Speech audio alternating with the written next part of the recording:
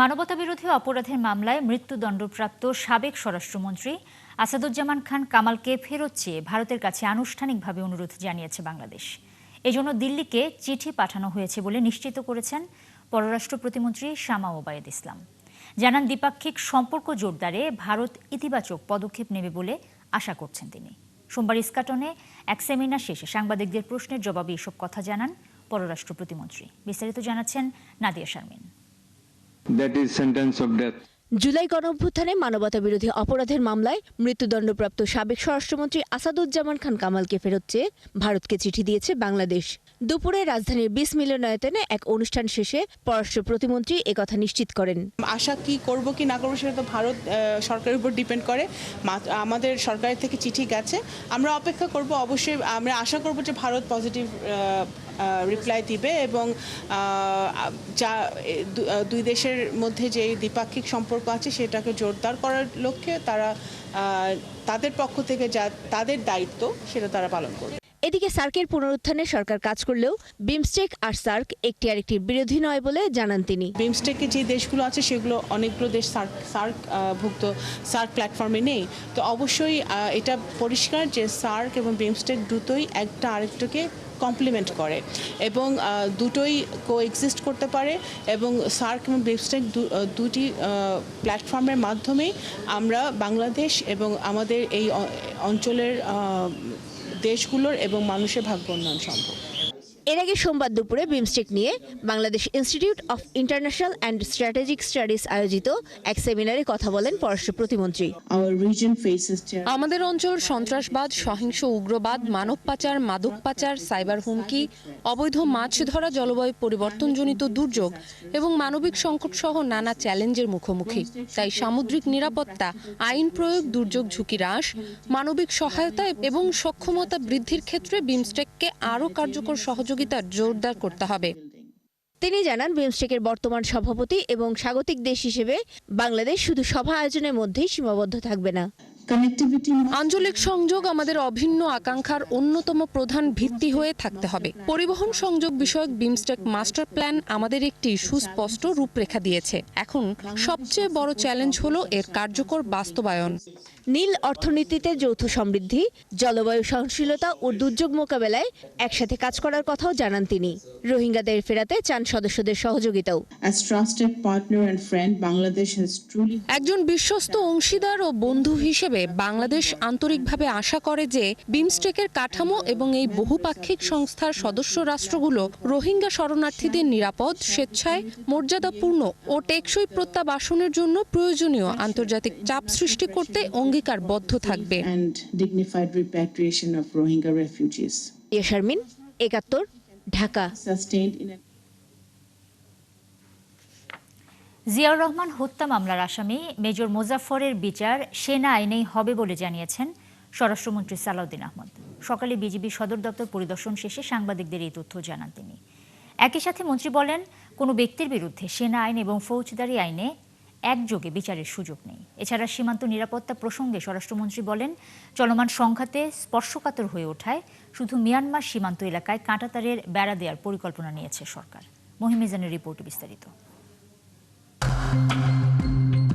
পশ্চিমবঙ্গে বিজেপি সরকার গঠনের পর নতুন করে আলোচনায় আসে পুশিন।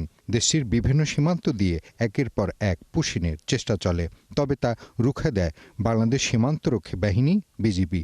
সোমবার বিজিবি সদর দপ্তর ভাষণ শেষে সাংবাদিকদের স্বরাষ্ট্রমন্ত্রী জানালেন, ভারতের কেন্দ্রীয় সরকারের সঙ্গে এ বিষয়ে আলোচনা করবে বাংলাদেশ। প্রদেশের যে নির্বাচিত সরকার, তাদের কিছু কিছু পলিটিক্যাল এজেন্ডার কারণে তারা এটা হয়তো প্রদর্শন করতে চেয়েছে, সেই বিষয়ে আমাদের বক্তব্য নাই। আমরা কথা বলবো কেন্দ্রীয় সরকারের সাথে। আমরা বলেছি যদি সেরকম কোনো নাগরিক থাকে, বাংলাদেশের নাগরিক সেখানে যেয়ে থাকে, তার তালিকা পররাষ্ট্র মন্ত্রণালয়ে বিধি মোতাবেক দিতে হবে। আমরা ন্যাশনালিটি ভেরিফিকেশন করব, করে যদি সেটা সত্যতা পাওয়া যায় সেটা আমরা যথাযথ আইনি প্রক্রিয়ায় আমরা ফেরত নিয়ে আসবো। এছাড়া অন্য কোনো উপায়ে আমরা কাউকে অ্যালাউ করব না। এদিকে মিয়ানমারের যুদ্ধ পরিস্থিতির রেশ ওপারেও রয়েছে। বিভিন্ন সময় তাদের সীমান্ত বাহিনীগুলোতে পুঁতে রাখা মাইন বিস্ফোরণে হতাহতের শিকার হচ্ছে বাংলাদেশিরা। ঘটনা সামাল দিতে বিজিবিকে মাইন ডিটেক্টর ডিভাইস দেয়া হয়েছে বলে জানান মন্ত্রী। বলেন, শুধুমাত্র মিয়ানমার সীমান্তে কাঁটাতারের বেড়া দেওয়ার সিদ্ধান্ত নিয়েছে সরকার।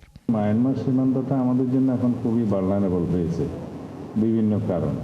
সেটার সাথে অন্য দেশের যে কাঁটাতারা নির্মাণের বিষয়টা একটু ডিফারেন্ট। আমরা মায়ানমার সীমান্তে সার্বক্ষণিক একটা দেখেছি আরাকান আর্মির সাথে মায়ানমার সরকারের মিলিটারির সাথে একটা যুদ্ধ অবস্থা সবসময় বিরাজ করছে, যার মধ্যে আমরা স্যান্ডউইচ হচ্ছি অনেকটা। সেই জন্য এগুলো সব অ্যাড্রেস করার জন্য আমরা এখনো পুরোপুরি ফাইনাল সিদ্ধান্তে যাইনি, তবে আমাদের প্রস্তাব আছে যে আমরা সেখানে কাঁটাতারের বেড়া নির্মাণ করতে চাই 109 কিলোমিটার। দীর্ঘদিন প্রতিবেশী দেশে পলাতক থাকা মেজর মোজাফফরের বিচার জেনারেল কোর্ট মার্শালের মাধ্যমে সেনা আইনে সম্পন্ন করা হবে বলে জানালেন সালাউদ্দিন আহমেদ। তার অন্যান্য সহযোগীদের সামরিক আদালতের বিচার হয়েছে বলে উল্লেখ করেন তিনি। পাশাপাশি সিভিল আইনে আলাদা মামলা করার কোনো আইনগত সুযোগ রয়েছে কিনা সেটিও পর্যালোচনা করা হবে বলে ইঙ্গিত দেন মন্ত্রী। আগে যারা একই মামলায় শহীদ রাষ্ট্রপতি জিয়াউর রহমানের হত্যা মামলায় কনভিক্টেড হয়েছে বা এক্সিকিউটেড হয়েছে, সেই রায় অনুসারে তার মধ্যে তার বিষয়ে কোনো ফাইন্ডিংস আসে কিনা সেটা সেই জেনারেল কোর্ট মার্শাল দেখবে সেই আইনে। এখানে আমাদের সিভিল লতে তাকে এখন আবার মামলা অন্তর্ভুক্ত করাটা কতটা আইনসম্মত হবে সেটা তখন দেখা যাবে। বিজিবিকে আরও আধুনিক ও শক্তিশালী করতে সরকার বিভিন্ন উদ্যোগ বাস্তবায়ন করছে বলে জানান স্বরাষ্ট্রমন্ত্রী। ধন্যবাদ। মহিম মিজান, ৭১, ঢাকা। দর্শক, শিরোনামে জানাচ্ছিলাম বিএনপির সঙ্গে যুগপৎ আন্দোলনে থাকা শরিক দল এবং জোটের প্রতিনিধিদের সঙ্গে একটু পরেই বৈঠকে বসছেন দলের চেয়ারম্যান এবং প্রধানমন্ত্রী তারেক রহমান। সরকার গঠনের পর শরিকদের সঙ্গে এটাই হবে বিএনপির চেয়ারম্যান এবং প্রধানমন্ত্রীর প্রথম আনুষ্ঠানিক বৈঠক। বৈঠকের আরও খবরাখবর নিয়ে আমাদের সাথে যুক্ত হচ্ছেন সহকর্মী শফিকুল হক। শফিকুল, নেতারা আসতে শুরু করেছেন কিনা সেটা একটু জানাবেন, এবং বৈঠকে আসলে কোন কোন বিষয় নিয়ে আলোচনা হতে পারে সেই প্রসঙ্গে কিছু জানতে পেরেছেন কিনা?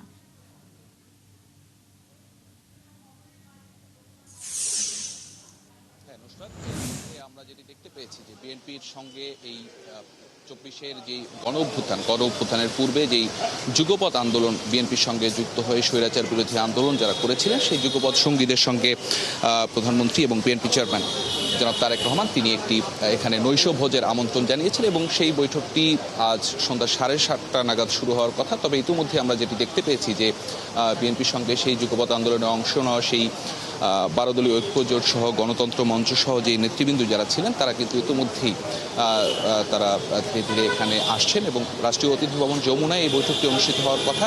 ইতিমধ্যে আমরা যেটি জানতে পেরেছি এখন পর্যন্ত যে আজকের এই নৈশভোজে মূলত 34টি রাজনৈতিক দলের প্রায় 1.5 শতাধিক নেতাকর্মীরা আজকের এই বৈঠকে অংশ নেবেন, এবং এর মধ্যে উল্লেখযোগ্য যেই নেতৃবৃন্দ তারা কিন্তু এরই মধ্যে এই যমুনায় এসে প্রবেশ করেছেন ইতিমধ্যে, এবং বিএনপির যেই শীর্ষ নেতৃবৃন্দ যারা রয়েছেন, বিএনপির সর্বোচ্চ নীতি নির্ধারণী ফোরাম, জাতীয় স্থায়ী কমিটির সদস্যদেরকেও আমরা দেখতে পেয়েছি যে তারাও একে একে এখানে প্রবেশ করছেন। এবং আমরা যতদূর জানতে পেরেছি এখন পর্যন্ত যে বিএনপির পক্ষ থেকে হয়তো বিএনপি মহাসচিব মির্জা ফখরুল ইসলাম আলমগীর ছাড়া বিএনপির শীর্ষ নেতৃবৃন্দের পক্ষ থেকে আজকের এই নৈশভোজ বা যেই বৈঠকটি অনুষ্ঠিত হচ্ছে সেই বৈঠকের বিষয়ে একটি বিস্তারিত এখানে আমাদেরকে জানানো হতে পারে। তবে এখন পর্যন্ত প্রধানমন্ত্রী এখানে এসে পৌঁছনি, যেহেতু বৈঠকটি সন্ধ্যা 7:30 নাগাদ এখানে শুরু হওয়ার কথা, সেক্ষেত্রে হয়তো অল্প কিছুক্ষণের মধ্যেই তিনি এখানে এসে পৌঁছবেন, এবং বৈঠক শেষে নিশ্চয়ই বিএনপির চেয়ারম্যান প্রধানমন্ত্রী জনাব তারেক রহমানের সঙ্গে যারা এই নৈশভোজ বা বৈঠকে অংশ নেবেন তারা এখান থেকে বের হয়ে তাদের প্রতিক্রিয়া জানাবেন। সেখান থেকে হয়তো আমরা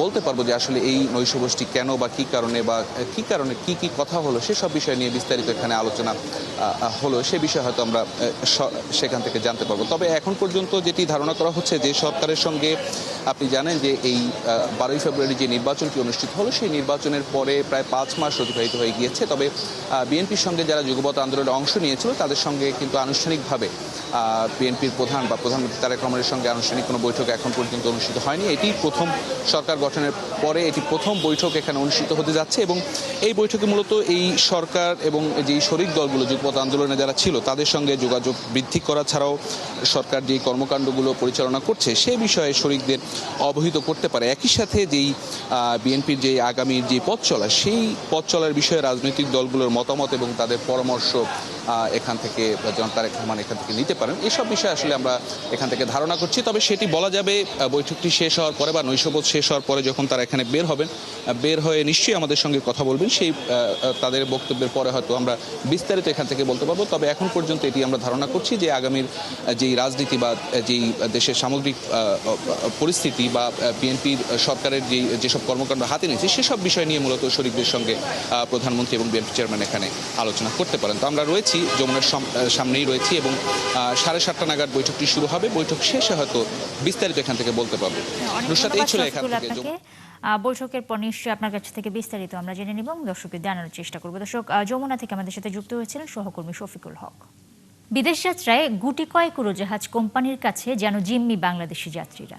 তাদের অভিযোগ, অনলাইনের টিকিট কম দেখিয়ে বাস্তবে কয়েক গুণ বেশি ভাড়া আদায় করছে এয়ারলাইন্সগুলো। ট্রাভেল এজেন্সিগুলো বলছে আকাশপথে বাংলাদেশি এয়ারলাইন্সের শক্ত অবস্থান না থাকায় এই সিন্ডিকেট নিয়ন্ত্রণ করছে বিদেশি কোম্পানিগুলো। যদিও তাদের দাবি, বাংলাদেশের জ্বালানি এবং বিমানবন্দর খরচ বেশি, যার প্রভাব পড়ছে যাত্রীদের ভাড়ায়। জাহিদুল ইসলামের প্রতিবেদনে বিস্তারিত। বিদেশ ভ্রমণের অন্যতম মাধ্যম আকাশপথ। বাংলাদেশ থেকে যাত্রী পরিবহন করে 35টি কোম্পানির উড়োজাহাজ। একজন যাত্রীর জন্য টিকিট খুঁজছেন ট্রাভেল এজেন্সির এই কর্মকর্তা। একই গন্তব্যে কয়েকটি কোম্পানির উড়োজাহাজের টিকিট মূল্য দেখিয়ে বললেন, ভাড়া অন্যান্য দেশের চেয়ে বেশি। ঢাকা থেকে জেদ্দা যখন আমরা টিকিট কাটবো তখন আমি পে করবো 81,832 টাকা। আর যখন জেদ্দা থেকে আপনি ঢাকা আসবেন সেই ভাড়াটা আপনাকে গুনতে হচ্ছে 32,659 টাকা। তো দুইটার ফার ডিফারেন্সটা আপনি নিজেই বুঝতে পারছেন যে কী পরিমাণ বৃদ্ধি। লোয়েস্ট ক্লাসের যে ভাড়াগুলো আছে সেগুলো তারা ব্লক করে দেয়, আপার ক্লাসের ভাড়াগুলো সে আমাদের শো করে। তারপরে লোয়েস্ট ক্লাসের ভাড়াটা যদি হয় আপনার 63,000 টাকা, তারা হায়ার ক্লাসের যেটা 98,000 টাকা সেটা দিয়ে তারা ফেয়ারটা শুরু করছে। জরুরি প্রয়োজনে যখন তখন বিদেশ ভ্রমণ করেন ব্যবসায়ীরা। তাদের অভিযোগ, ভাড়া বেশি অনেক সময় টিকিটও পাওয়া যায় না। হংকং, দুবাই বা যে ব্যাংকক, এগুলোতে তো মানে হিউজ রাশ। এখানে কিন্তু আমরা টিকিট যেটা 30,000 টাকা 40,000 টাকা টিকিট হওয়ার কথা ছিল সেটা দেখা যাচ্ছে আমরা 1 লাখ টাকা দিয়ে কিনতে হচ্ছে এবং অনেক সময় দেখা যাচ্ছে সিট নাই। আমাদেরকে হঠাৎ করে টিকিট কাটতে গেলে যে টিকিটের দাম হয় ধরেন 35, তখন সেটা আপনি ধরেন লাখের কাছাকাছি চলে যায়। তো আমাদের পক্ষে তো এই বার্ডেন বহন করা সম্ভব হয় না। বিশেষজ্ঞরা বলছেন, বাংলাদেশ থেকে দৈনিক যাত্রী পরিবহন হয় 20 থেকে 30,000। সে তুলনায় উড়োজাহাজ চলে হাতে গোনা কয়েকটি। আউট অফ 100টা সিটের মধ্যে আমাদের হলো স্টেক হলো মাত্র 25 থেকে 30%। তো সেই ক্ষেত্রে বিদেশি এয়ারলাইনের সংখ্যা এখানে বেশি, তাদের মার্কেট শেয়ার বেশি। সপ্তাহে আমরা ধরি 50,000 সিটের প্রয়োজন, কিন্তু সেখানে আছে হয়তো আমাদের ডিমান্ড 60,000। সো 10,000 কিন্তু এক্সেস ক্যাপাসিটি আছে আমাদের। তো স্বাভাবিকভাবে মানুষ যখন বেশি করে টিকিট কাটতে যাবে এয়ারলাইন, তো তখন তাদের ফেয়ার বাড়িয়ে দিবে। দেশীয় বেসরকারি উড়োজাহাজ সংস্থার দাবি, জ্বালানি খরচ বেশি, বিমানবন্দর ব্যবহার ও টিকিটের উপর বিভিন্ন শুল্কের কারণে বাড়তি ভাড়া গুনতে হচ্ছে যাত্রীদের। এভিয়েশন সেক্টরে যত ধরনের কস্ট আছে, মোর দেন 90% কস্ট হচ্ছে আপনার ডলারে। বাট আমরা যখন টিকিট সেল করি সেটা কিন্তু আমরা টাকায় সেল করি। এখানে টাকার ডিভ্যালুয়েশন একটা বড় ফ্যাক্টর হয়ে কাজ করছে। ডেভেলপমেন্ট ট্যাক্স বলেন, সিকিউরিটি ট্যাক্স বলেন, এম্বার্কেশন ফি, এয়ারপোর্ট ট্যাক্স, সমস্ত কিছুই তো আমার ফেয়ারের সাথে ইনভলভ। যে কোনো রুটের অপারেশন কস্টের মোর দেন 40% হচ্ছে jet fuel price. Jet fuel প্রাইসটা যদি আদার্স কান্ট্রি থেকে বেশি হয়, আপনার ফেয়ার বেশি হতে বাধ্য। বর্তমানে 54 দেশের সাথে বিমান চলাচল চুক্তি রয়েছে বাংলাদেশের। দেশীয় উড়োজাহাজের সক্ষমতা কম, তাই আকাশপথে বাংলাদেশি যাত্রীদের বেশিরভাগই পরিবহন করছে বিদেশি উড়োজাহাজগুলো। অভিযোগ রয়েছে মন গড়া ভাড়া আদায়ের। বিশ্লেষকরা বলছেন, এ থেকে উত্তরণে বিমানবন্দর পরিচালনা খরচ কমাতে হবে এবং সেবার মান বাড়াতে হবে আন্তর্জাতিক মানের। তাহলে বেশি সংখ্যক বিদেশি উড়োজাহাজ বাংলাদেশে আসবে এবং যাত্রীরাও প্রতিযোগিতামূলক কম দামে টিকিট কিনে ভ্রমণ করতে পারবেন। জাহিদুল ইসলাম, 71, ঢাকা। খাল উদ্ধার করতে গিয়ে খালেই বিলীন 1300 কোটি টাকা। এলাকার জলাবদ্ধতা নিরসনে নেওয়া আলোচিত ডিএনডি বাঁধ প্রকল্প কোনো কাজে তো আসেইনি, বরং উদ্ধার করা জায়গায় গরুর ঘাস চাষ করছেন প্রভাবশালীরা। শুধু তাই নয়, দখল আর ময়লার কারণে পানি উপচে ডুবছে সড়কও, ভোগান্তি বাড়ছে স্থানীয়দের। বিশেষজ্ঞরা বলছেন লুটপাটের উদ্দেশ্যে নেওয়া হয়েছে অপরিকল্পিত এসব প্রকল্প। ইমদাদ হোসাইনের বিশেষ প্রতিবেদন।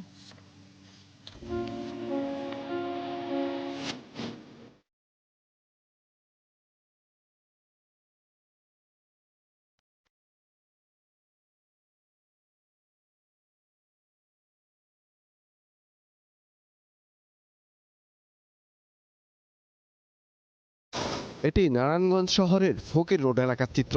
সামান্য বৃষ্টিতেই উপচে পড়ে পানি। ঠিক তখন বোঝার উপায় থাকে না এটি খাল নাকি রাস্তা। ফকির গ্রুপের দেয়াল ঘেঁষা ডিএনডি খালের একটি অংশে ঘাস চাষ করছেন খামারিরা। ফলে সংকুচিত হয়ে পড়েছে পানি প্রবাহিত হওয়ার ড্রেন। আর সেই পানিতেই তলিয়ে যাচ্ছে সড়ক, যা এলাকার নিত্যদিনের সমস্যা। টুডেক্সের মালিক কাদের সাহেবের খামার আছে, আর ফকিরার মালিক ওর খামার আছে, বিশাল বড় বড় দুইটা খামার আছে। এই খামারে এই জায়গা থেকে ঘাস কেটে নেয়। ময়লা পরিষ্কার না করাতে পানিটা মনে করেন আর নিচে যায় না যাতে মনে করেন এই অবস্থা। এটি যাত্রাবাড়ি হানি ফ্লাইওভার ঘেঁষে যাওয়া ডিন্ডি খালের আরেকটি অংশ। এখানেও পানি যেতে না পেরে সামান্য বৃষ্টিতেই সমুদ্রে পরিণত হয় ঢাকা চট্টগ্রাম মহাসড়ক। নারায়ণগঞ্জের হিরাঝিল এলাকার এই খাল যেন বদ্ধভূমি। স্থানীয় প্রভাবশালীদের দখলে বোঝার উপায় নেই এটি রাজধানীর পানি নিষ্কাশনের জন্য তৈরি করা প্রকল্প। ঢাকা ও নারায়ণগঞ্জের কয়েকটি এলাকা ঘুরে আলোচিত ডিএনডি খালের এমন দুরবস্থার চিত্র দেখতে পায় ৭১ বিজনেস। ২০১৬ সালে ঢাকা, নারায়ণগঞ্জ ও ড্যামরার পানি নিষ্কাশনের জন্য ৫.৫ কোটি টাকায় ডিএনডি প্রকল্পের কাজ শুরু করে পানি উন্নয়ন বোর্ড। পরে পাড় দখলমুক্ত রাখতে ৪৪ কিলোমিটারের ওয়াকওয়ে সহ নানা খাতে ব্যয় বাড়িয়ে উন্নীত করা হয় ১৩০০ কোটিতে, যার কাজ শেষ হয় ২০২৪ সালের জুনে। কিন্তু ফলাফল শূন্য। একটা খালের মাঝখানের কিছু অংশ আমি পুনর্খনন করলাম, তাহলে কি হলো? এটা তো পাম্প স্টেশন পর্যন্ত যেতে হবে। কাজেই পুরো বিষয়টাকে দায়িত্বশীল পর্যায়ে নিয়ে গিয়ে তারপর প্রজেক্ট হাতে নেওয়া উচিত ছিল। সো এখানে তো কি বলবো, ঘোড়ার আগে গাড়ি জুড়ে দিয়ে বসে আছে। এই পদ্ধতিটা টোটালি রং। এই প্রকল্পের অধীন ঢাকার শ্যামপুর, ড্যামরা ও হিরাঝিলের প্রায় সব অংশই এখন ময়লার ভাগাড়, যা তৈরি হয়েছে স্থানীয়দের অবহেলা আর প্রভাবশালী গোষ্ঠীর দৌরাত্ম্যে। এ কারণে সামান্য বৃষ্টিতেই ডুবে যায় বিপুল ব্যয়ে নির্মাণ করা ওয়াকওয়ে, যার কুফল ভোগ করছে পুরো ঢাকার মানুষ। যে প্রকল্পগুলো থেকে আমরা অর্থ খরচ করছি কিন্তু এটার যে সুফল পাওয়ার কথা এটা পাচ্ছি না, সেটা তো কমপ্লিটলি বাংলাদেশের মানুষের করের টাকা হোক আর এই ঋণ করে হোক, এটা তো জনগণকেই ফেরত দিতে হয়। তাদেরকে এটা চিন্তার ভিতরে রাখতে হবে যে এটার বাস্তবায়নটা করার ক্ষেত্রে তাদের কী ধরনের পেশাদারি ভূমিকা তারা রাখলেন। সম্প্রতি প্রভাব মূল্যায়ন করতে গিয়ে আইএমএডি বলছে দুর্বল পরিকল্পনার অনন্য নজির এই প্রকল্প। প্রকল্প বাস্তবায়নের ক্ষেত্রে সরকারি অর্থের যথেচ্ছ ব্যবহার যেন নিয়ম হয়ে দাঁড়িয়েছে বাংলাদেশে, যার অন্যতম উদাহরণ এই ডিএনডি খাল। দীর্ঘদিনের জলাবদ্ধতা নিরসনে ১৩০০ কোটি টাকার এই প্রকল্প বাস্তবায়ন শেষ হলেও তা কাজে আসেনি বেশিরভাগ ক্ষেত্রেই, বরং বহু স্থান দখল হয়ে আছে রাজনৈতিক ক্ষমতার প্রভাবে, যা সুফল পাচ্ছেন না সাধারণ মানুষ। ইমদাদ হোসাইন, ৭১, নারায়ণগঞ্জ। দাম বাড়িয়েও লাগাম টানা যাচ্ছে না বিদ্যুৎ ও জ্বালানির ভর্তুকির ব্যয়ে। এই দুই খাতের বোঝা টানতে টানতে নাকাল অর্থ মন্ত্রণালয়। কেননা বিদায়ী অর্থ বছরে দিতে হয়েছে ৫৮,০০০ কোটি টাকা। অবশ্য দাম বৃদ্ধি করায় এই বছর কিছুটা কমতে পারে সেই অঙ্ক। এই অবস্থায় বাজেটে ঘোষিত সংস্কার উদ্যোগ বাস্তবায়নে জোর দিতে হবে বলে মনে করছে অর্থ মন্ত্রণালয়। অর্থনীতিবিদরাও পরামর্শ দিয়েছেন পিডিবির অনিয়মে লাগাম টানার। রুহুল আমিনের রিপোর্ট। করোনার পর থেকেই অস্বাভাবিকভাবে বেড়েছে বিদ্যুৎ ও জ্বালানি খাতে সরকারের ভর্তুকির পরিমাণ। ২০২১-২২ অর্থ বছরে এই দুই খাতে ১৮,০০০ কোটি টাকা ছাড় করে অর্থ মন্ত্রণালয়। ২০২৪-২৫ অর্থ বছরে যা বেড়ে দাঁড়ায় ৬৮,৫০০ কোটিতে। বিদায়ী অর্থ বছরেও সরকারকে এ খাতে খরচ করতে হয়েছে ৫৮,০০০ কোটি টাকা। চলতি অর্থ বছরের বাজেটে বিদ্যুতে ভর্তুকি বাবদ বরাদ্দ ৩৭,০০০ কোটি টাকা। অর্থ মন্ত্রণালয়ের হিসাবে দাম বাড়ানোর ফলে বছর শেষে তা কিছুটা কমে দাঁড়াতে পারে ৩০,০০০ কোটিতে। যদিও রূপপুর পারমাণবিক বিদ্যুৎ কেন্দ্র চালু হলে বদলে যেতে পারে সেই হিসাব। আবার কয়লা ভিত্তিক দুটো কেন্দ্রের দাম অনুমোদন না করায় সেখানেও বকেয়া ভর্তুকি দাঁড়িয়েছে প্রায় ৪,০০০ কোটি। অন্যদিকে জ্বালানি তেলে দরকার না হলেও এলএনজিতে ভর্তুকি চাহিদা রয়েছে 13,000 কোটির, যদিও বাজেটে রাখা হয়েছে অর্ধেকের মতো। মধ্যমেয়াদী সামষ্টিক অর্থনৈতিক নীতি বিবৃতিতে ভর্তুকি কমাতে সার্বজনীন ব্যবস্থার বদলে সুনির্দিষ্ট ভর্তুকির কথা বলা হয়েছে, যদিও এটি বাস্তবায়ন কঠিন বলে মনে করেন অর্থনীতিবিদরা। ইটস ডিফিকাল্ট অ্যাডমিনিস্ট্রেটিভলি ইমপ্লিমেন্ট করা। কিছুটা বিল্ট ইন করা আছে, যেমন 100 ইউনিটের নিচে হলে কমে পায় বিদ্যুৎ। এটা কিন্তু গরিবদের জন্য লাইফলাইন ট্যারিফ যেটাকে বলা হয়, তো সেটা ঠিকই আছে, সেটা ওইভাবেই পৃথিবীর বিভিন্ন দেশে করা হয়, সেলফ টার্গেটেড। এখন যদি বলা হয় যে পেট্রোল কেনার সময় আমার কাছ থেকে 120 টাকা নিবে, আরেকজনের কাছ থেকে 70 টাকা নিবে, এটা ইমপ্লিমেন্টেবল না। ভর্তুকি ইজ রিগ্রেসিভ, একটা রিগ্রেসিভ ট্যাক্সেশনের মতো। ভর্তুকি সাপোর্টটা যারা বেশি সুবিধাবাদী তারা বেশি ভর্তুকি পাচ্ছে, এবং তো এটা একটা মৌলিক রিফর্ম সংস্কার দরকার। চলতি অর্থবছরের বাজেটে বিদ্যুৎ খাতের ভর্তুকি কমাতে কম খরচের কেন্দ্র বেশি চালানো, ক্রয় চুক্তি পুনর্মূল্যায়ন, অযৌক্তিক ক্যাপাসিটি চার্জ কমানো ও কেন্দ্রগুলোর প্রকৃত সক্ষমতা বের করার কথা বলা হয়েছে। প্রবলেম হচ্ছে পিডিবির যে মিসগভর্নেন্স যেটা আছে, মানে কোয়ালিটি অফ ম্যানেজমেন্ট যেটা আছে, সেটার কস্টটা তো এখন কনজিউমারদের উপরে চলে যাচ্ছে। তো আপনাকে পিডিবি ভর্তুকি নিক, কিন্তু আমাদেরকে দেখাতে হবে বছরের পর বছর পিডিবি কি উন্নতিটা করছে এনার্জি সেক্টরে, কি তাদের গভর্নেন্স ইমপ্রুভমেন্ট কি হচ্ছে। বর্তমানে সরকারি বেসরকারি মিলিয়ে চালু বিদ্যুৎ কেন্দ্র 137টি। এর বাইরে ভারত থেকেও আমদানি করা হচ্ছে বড় একটা অংশ।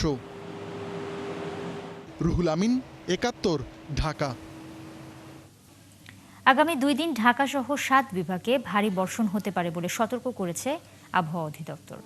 অতিবর্ষণে ঢাকায় জলাবদ্ধতা তৈরি হওয়ার শঙ্কার কথাও জানিয়েছে সংস্থাটি। অন্যদিকে বন্যা পূর্বাভাস এবং সতর্কীকরণ কেন্দ্র বলছে, রংপুর ও সিলেট বিভাগের বেশ কয়েকটি নদীর পানি বিপদসীমার উপর দিয়ে প্রবাহিত হচ্ছে। এর ফলে উত্তরাঞ্চলে বেশ কয়েকটি জেলাসহ হাওর অঞ্চলে স্বল্পমেয়াদী আকস্মিক বন্যা হতে পারে। মিল্টন আনোয়ারের প্রতিবেদন।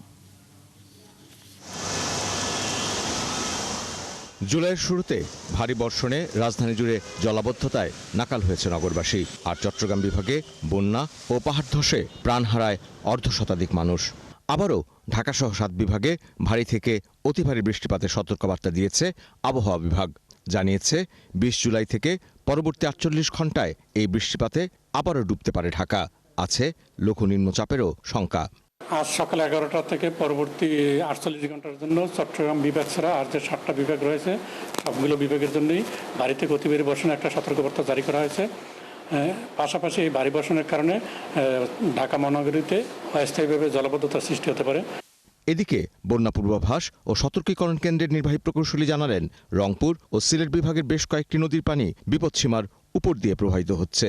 বিশেষ করে আগামী 2 দিন পানি আরও বাড়ার পূর্বাভাস থাকায় রংপুর বিভাগের কয়েকটি জেলা ও সিলেটের নিচু এলাকায় স্বল্পমেয়াদী বন্যার শঙ্কা জানানো হয়েছে। তিস্তা, ধবলা ও দুধকুমার নদী অববাহিকাতে পানি বিপদসীমা অতিক্রমের ঝুঁকি রয়েছে আগামী 24 থেকে 48 ঘন্টায়, এবং এর ফলে মূলত লালমনিরহাট, নীলফামারী, কুড়িগ্রাম, রংপুর, গাইবান্ধা ইত্যাদি জেলার কিছু নিম্নাঞ্চলে আগামী 2 দিনে স্বল্পমেয়াদী অথবা আকস্মিক বন্যার পরিস্থিতির সৃষ্টি হতে পারে। সিলেট, সুনামগঞ্জ, নেত্রকোনা, ময়মনসিংহ, শেরপুর জেলার সুরমা, কুশিয়ারা, সারিগোয়াইন, জাদুকাটা, ভোগাইগংশ, সোমেশ্বরী ইত্যাদি নদীর পানির সমতল আগামী 2 দিনে বিপদসীমা অতিক্রমের ঝুঁকি রয়েছে, যার ফলে মূলত এই বর্ণিত 5টি জেলার নিম্নাঞ্চলে স্বল্পমেয়াদী বন্যা পরিস্থিতি সৃষ্টি হওয়ার সম্ভাবনা রয়েছে।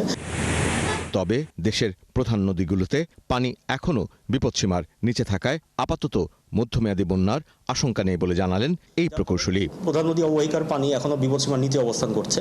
মিল্টন আনোয়ার, 71, ঢাকা। আবারও বাড়ছে তিস্তা, পদ্মা ও যমুনা সহ বিভিন্ন নদ নদীর পানি। এতে দেশের মধ্যাঞ্চল সহ অনেক জেলায় বন্যার আশঙ্কা করা হচ্ছে। নেত্রকোনার কলমাকান্দায় পাহাড়ি ঢলে কয়েকটি গ্রাম প্লাবিত হয়েছে। এদিকে উপকূলীয় এলাকা সহ কয়েক জেলায় মুষলধারে বৃষ্টি শুরু হয়েছে। পটুয়াখালীর কলাপাড়ায় বেড়ি বাঁধ ভেঙে কয়েকটি গ্রামে জোয়ারের পানি ঢুকেছে। সহকর্মীদের পাঠানো তথ্য এবং ছবিতে বিস্তারিত। নেত্রকোনার কলমাকান্দায় খারনই ও নাজিরপুর ইউনিয়নে রোববার রাতে পাহাড়ি ঢলে একাধিক গ্রাম ডুবে গেছে। রাস্তাঘাট তলিয়ে যাওয়ার পাশাপাশি নদীর পাড় ভেঙে ব্যাপক ক্ষয়ক্ষতি হয়েছে। অনেক সড়ক পানির নিচে থাকায় চলাচলে দুর্ভোগ হচ্ছে। সোমবার সকালে কলমাকান্দা পয়েন্টে উবদাখালী নদীর পানি বিপদসীমার 15 সেন্টিমিটার উপর দিয়ে প্রবাহিত হয়। ফলে নিম্নাঞ্চলে বন্যা পরিস্থিতির আরও অবনতি হওয়ার আশঙ্কা করা হচ্ছে। পদ্মায় পানি বেড়ে আবার ডুবে গেছে মানিকগঞ্জের পাটুরিয়া লঞ্চ ঘাটের সংযোগ সড়ক। এতে দুর্ভোগে পড়েছেন যাত্রীরা। সোলিং করা ছিল সেটা পানিতে ডুবে গেছে, আবার জিও ব্যাগ ফেলছে, আবার পানি গেছে, আবার করছে। কিন্তু আজকে আসলাম, আজকে দেখে আবারও ওই কোনায় জিও ব্যাগ উপরে পানি। আজকে যদি মেরামত না করা হয় তাহলে আবার দুর্ভোগ করতে হবে। এই যে দেখেন পরিস্থিতি, প্রত্যেকটা লোকই তো, আমরা তো পুরুষ মানুষ, একটা মহিলা মানুষ, বাচ্চা কাচ্চা নিয়ে আসাটা অনেক। সিরাজগঞ্জে টানা 6 দিন ধরে যমুনা নদীর পানি বাড়ছে। গত 24 ঘন্টায় যমুনার পানি 82 থেকে 85 সেন্টিমিটার বেড়েছে। পানি উন্নয়ন বোর্ড বলছে, জেলার অন্তত 31টি ইউনিয়নকে বন্যার জন্য ঝুঁকিপূর্ণ হিসেবে চিহ্নিত করা হয়েছে। উজানের ঢল ও বৃষ্টিতে আবারও বেড়েছে তিস্তা নদীর পানি। সোমবার সকালে নীলফামারীর ডালিয়া পয়েন্টে বিপদসীমার মাত্র 5 সেন্টিমিটার নিচ দিয়ে প্রবাহিত হয়। এ কারণে তিস্তা ব্যারেজের 40টি জলকপাট খুলে রাখা হয়েছে বলে জানিয়েছে পানি উন্নয়ন বোর্ড। পটুয়াখালীর কলাপাড়ায় সোমবারও বৃষ্টি অব্যাহত রয়েছে। তবে কলাপাড়ার 4টি প্রধান নদীতে জোয়ারের পানি কিছুটা বেড়েছে। বেড়িবাঁধ ভেঙে কয়েকটি গ্রাম প্লাবিত হয়েছে। যতক্ষণে পানি শেষ না হয় ততক্ষণে আমরা ঘরে বসে থাকি। মানে অসুস্থ থাকলেও ঘরে বসে থাকতে হয়, কোনো চিকিৎসা যাইতে পারি না, রাঁধতে পারি না, চুলোমুলো সব কিছু পানিতে তলাইয়ে গেছে, ভাঙ্গে গেছে। কৃষি তো হয় নাই, অনেক শত শত একর জমি নষ্ট হয়ে গেছে, কৃষি হয় না। এই যে বেড়িবাঁধ, নিজেদের অর্থায়নে এই বেড়িবাঁধ বাঁধা হয়, নিজেদের টাকা দিয়ে কৃষি লোকেরা উঠিয়ে, কিন্তু হচ্ছে এই বেড়িবাঁধ স্বাভাবিক জোয়ারই ভেঙে যায়। স্বাভাবিক জোয়ারে ভেঙে যাওয়ার ফলে প্রায় 250 থেকে 300 পরিবার জোয়ারের সময় একদম পানিবন্দী থাকে। পিন্টু হাজং, 71। দর্শক, চলছে সংবাদ সংযোগ। সরাসরি সংবাদ ও অনুষ্ঠান দেখতে চোখ রাখুন 71-এর ফেসবুক পেজে এবং সাবস্ক্রাইব করুন 71-এর ইউটিউব চ্যানেলে। সাথেই থাকুন 71।